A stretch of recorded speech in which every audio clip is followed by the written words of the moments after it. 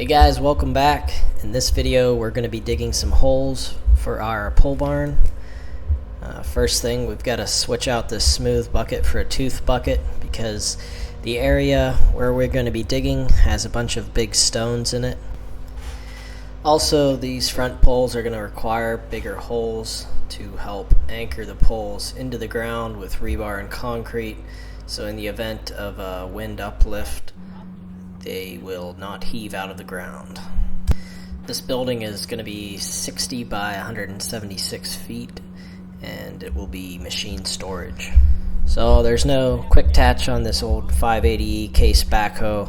We're just getting the pins lined up and sliding them in. And I'm actually missing a snap ring for this front pin, but we did get it in there, and we ended up just putting a bunch of tape on the one side and it held for the entire day, so it worked out.